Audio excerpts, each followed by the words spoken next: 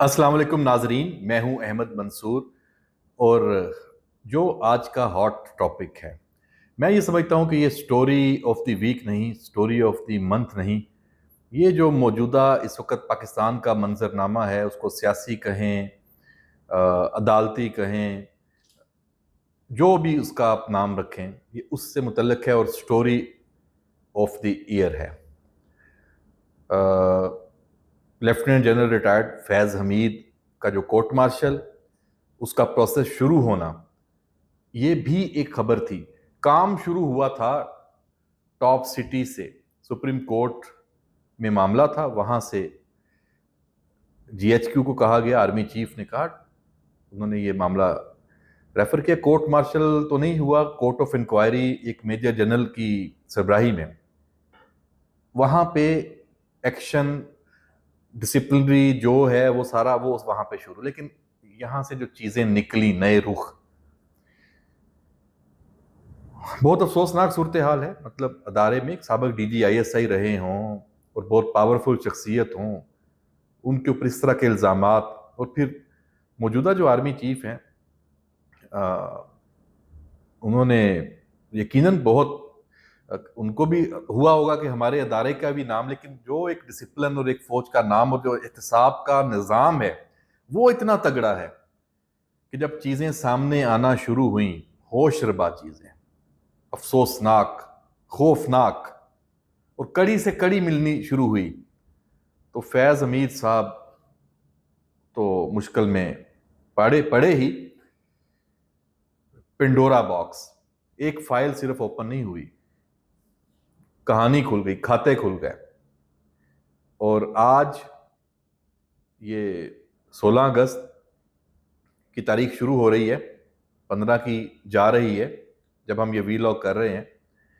तो आईएसपीआर का एलामिया आया और उसमें बताया गया कि मजीद 3 रिटायर्ड अफसरान, उन्हें भी फौजी तहवील में ले लिया गया है। फैज हमीद साहब का जो कोर्ट मार्शल है, उसी से ताल्लुक है जो कोर्ट मार्शल की कार्रवाई चल रही है।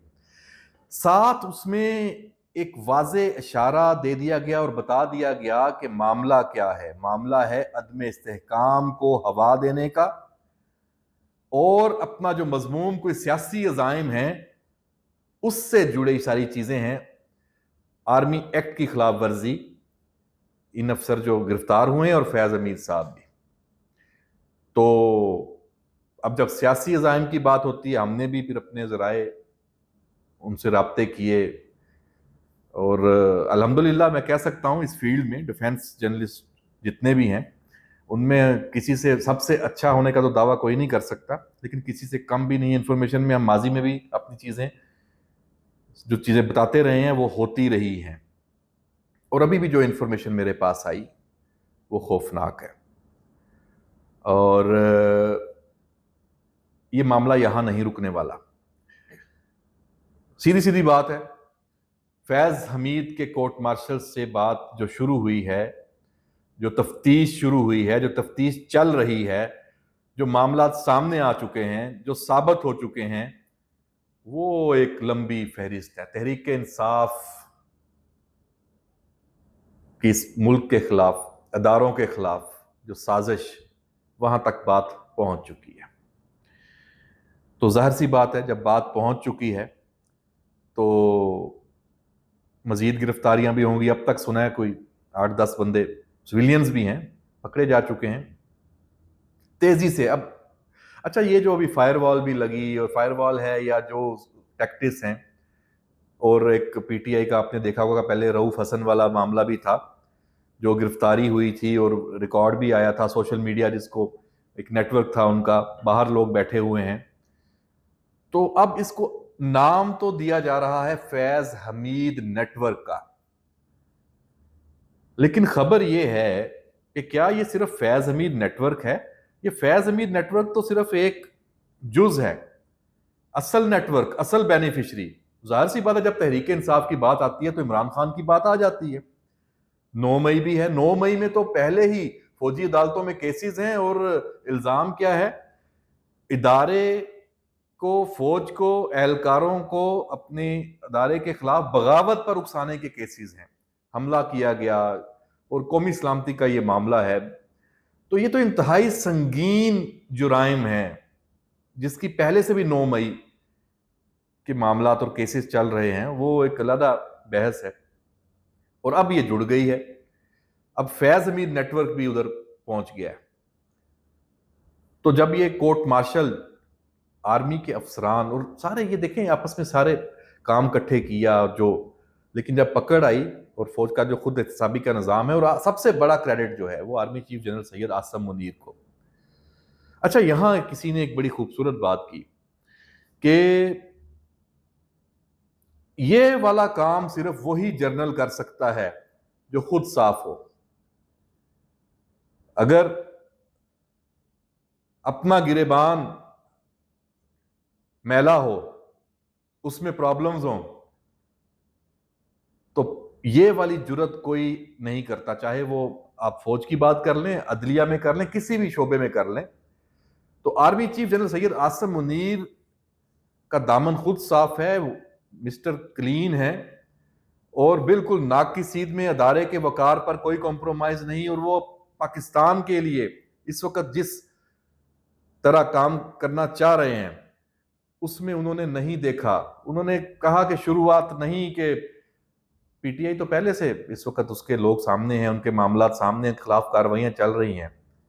इस तरह की पकड़ एग्जाम्पल उन्होंने क्यों सेट की है? क्योंकि ये शुरुआत है।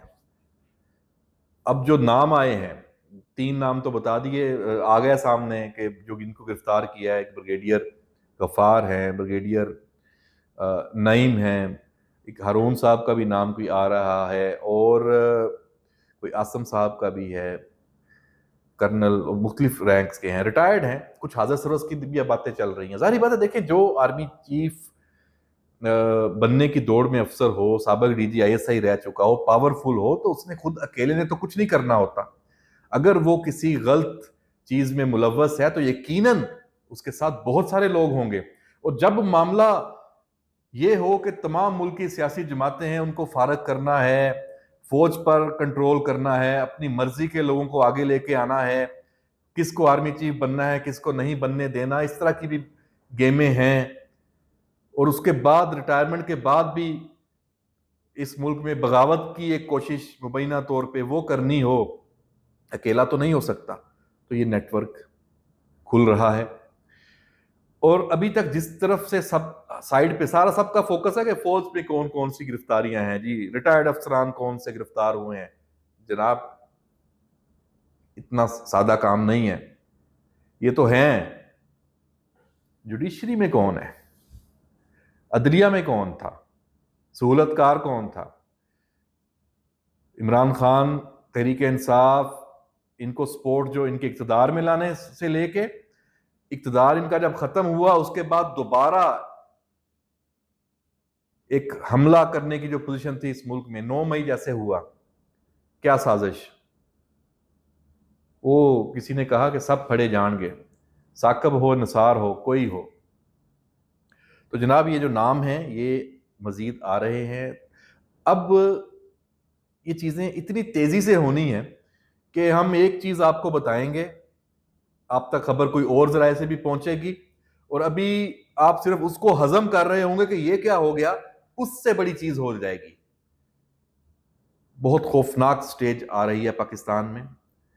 ये सब कुछ, ये जो कहते थे ना, ये क्यों नहीं हो रहा, कहां तक जाएगी, खैर है, ये केसेस बनते हैं, छूट जाते हैं, जमानतें हो जाती हैं। नहीं जनाब, तारीख रकम होने जा रही है, बल्कि रकम होना शुरू हो गई है तारीख।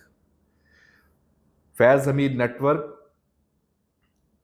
इमरान खान का एक आलाकार था या उसका पूरा कंट्रोल था? अब असल तो सवाल ये है, और ये बात इमरान खान तक जानी है, चली गई है। तहरीक इंसाफ की बात है तो इमरान खान है, तो फिर क्या इसी तरह उसे रिलीफ मिलता रहेगा? और जो उसे रिलीफ दे रहे हैं, जिन्होंने अभी तक उसको एक हीरो के तौर पर जिंदा रखने के लिए तमाम तर जतन किए हुए हैं, वो पूरा नेटवर्क भी सामने है। और देखते हैं क्या होगा। नाम बहुत सारे सामने हैं। एक हमारे जर्नलिस्ट दोस्त हैं हसन अयूब, उन्होंने तो 78 की इस तरह की लिस्ट भी बता दी है। कितने उसके, शायद मैं नंबर भूल रहा हूँ, तो मैंने भी उनको कोट करके कहा कि चेक करके बताएं कि इसमें समी इब्राहिम का नाम भी है। ये मैंने कोई मजाक नहीं किया, अल्लाह ऐसे चीज़ों से सबको बचाए। लेकिन आप उनका अकाउंट देख लें, इस 14 अगस्त के दिनों में, 3 दिनों में, उन्होंने नए 9 मई की तैयारी के लिए 300 से ज्यादा रीपोस्ट की हैं एक ही एंगल पे। वो एंगल क्या है? चढ़ाई कर दो, इधर से भी लोग निकल रहे हैं जनाब, इधर से भी निकल रहे हैं, इस शहर से भी निकल आए हैं, तलबा की तहरीक, पूरी जो एक कैंपेन लॉन्च की जाती है टारगेटेड, चेक कर लें उनका अकाउंट, आपको समझ आ जाएगी। एक नाम मैं बता रहा हूं ये। इसी तरह जो सहूलतकारी जुडिशरी की है, उस पर भी खौफनाक चीजें हो सकती हैं। पीटीआई पर जो क्रैकडाउन है उसकी भी खबरें हैं, बाज़गश्त है, जो ड्राइंग रूम में मामला चल रहे हैं कि लोग बहुत तरह तरह की इंफॉर्मेशन लेके आते हैं, डिस्कस हो रही हैं कौन कौन से नाम हैं। इमरान खान के साथ अडयाला में कौन राब्ते में था, कैसे था, वो एक अलग से कार्रवाई जारी है। उसमें मोहम्मद अकरम समेत 3 जो अहलकार हैं अडयाला के साबिक, वो गिरफ्त में है। ये भी सब इसी से जुड़ा है, फैज़ हमीद नेटवर्क के साथ।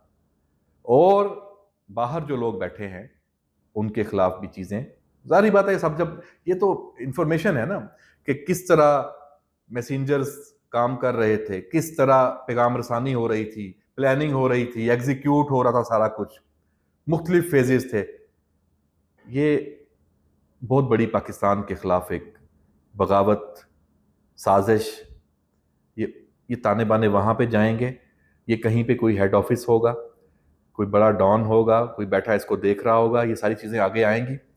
क्या ये फैज़ हमीद था, या ये इमरान खान था, या कोई और किरदार था? ये अब एक बड़ा सवाल है कि कर कौन रहा था।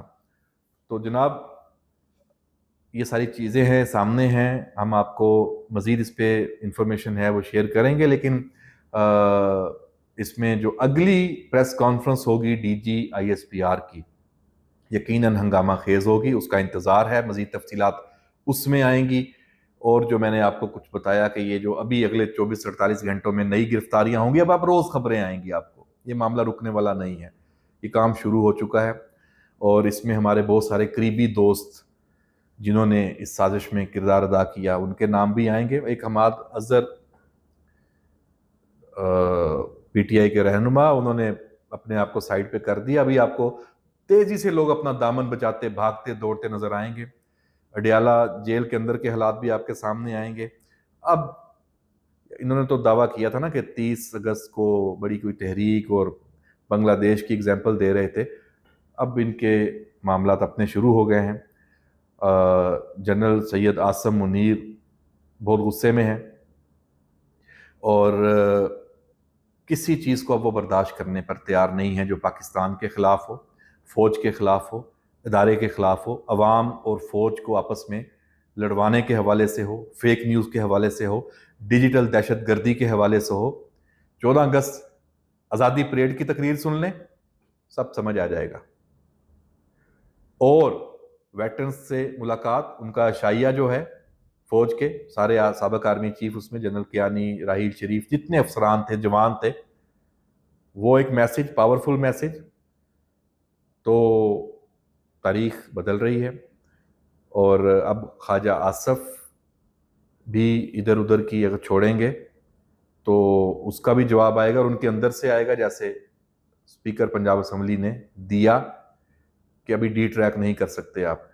अब इस मामले को कि सिर्फ जनरल बाजवा पे डाल दें या कोई इस पे डाल दें, ऐसे कहानी नहीं चलेगी। जो कुछ है, जो हकायक हैं, वो बदल नहीं सकेंगे। तो इसमें कौन कौन से नाम आएंगे, क्या होगा, सिर्फ नाम आने की बात नहीं है, अब तो बात है इमरान खान हाजिर हो। और क्या ये सिविल अदालतों का केस है या ये फौजी अदालत में चलेगा, ये कब होगा, कौन कौन इसमें आएंगे, और इसमें अगर जुडिशरी रेस्क्यू करने आती है तो तब क्या होगा? बहुत अहम सवाल आते हैं, इनका जवाब आने वाला वक्त ही बताएगा। जुड़े रहिए और सोशल मीडिया पर भी आपको इन्फॉर्मेशन देंगे और हम अपने चैनल्स पर भी। इजाज़त दीजिए, अल्लाह हाफिज़।